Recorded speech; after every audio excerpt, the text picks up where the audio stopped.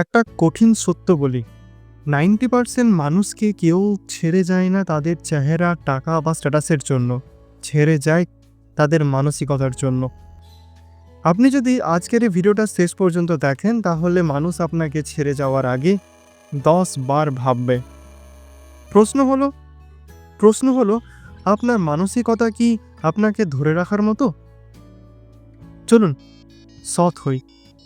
আপনার লাইফে কি এমন হয়েছে কেউ খুব কাছের ছিল, আজ আর নেই? আপনি অনেক কিছু দিয়েছেন, তবুও মানুষ আপনাকে অবহেলা করেছে।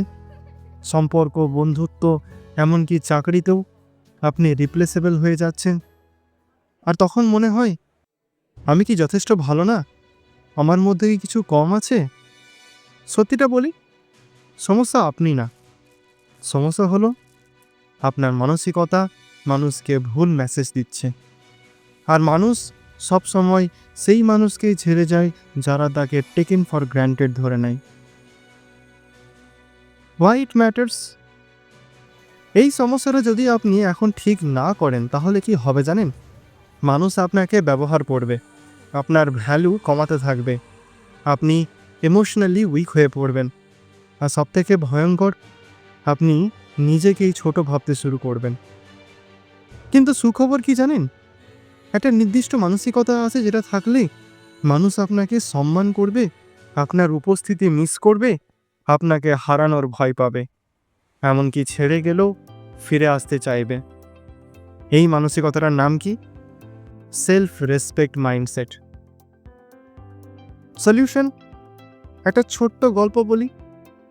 রাহুল নামে এক ছেলে ছিল, সব সময় অ্যাভেলেবল, কল করলে সঙ্গে সঙ্গে রিসিভ, না বলতে পারতো না, সবাইকে খুশি রাখতে চাইতো। ফলাফল, সবাই ওকে ভালোভাবে ব্যবহার করত যতক্ষণ না দরকার পড়াচ্ছে। একদিনও বদলালো, চিৎকার করে না, ঝগড়া করে না, শুধু নিজের স্ট্যান্ডার্ড ঠিক করলো।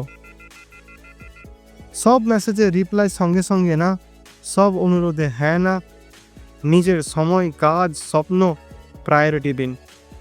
জানেন কি, একই মানুষগুলো ওকে নতুন চোখে দেখতে শুরু করলো, কারণ মানুষ কখনো সেই মানুষকে ছেড়ে যায় না যার অ্যাবসেন্স তাদের ডিস্টার্ব করে। এটাই মানসিকতা। Actionable steps. স্টেপ 1, সবসময় অ্যাভেলেবেল থাকা বন্ধ করুন। আপনি ওয়াইফাই না, 24x7 অ্যাভেলেবেল থাকার দরকার নেই। মানুষ আপনাকে ভ্যালু দেবে যদি তারা না বুঝে আপনি ব্যস্ত থাকতেও পারেন। স্টেপ 2, না বলতে শিখুন। মনে রাখবেন, না বলা মানে খারাপ মানুষ হওয়া নয়, না মানে বলা নিজেকে সম্মান করা।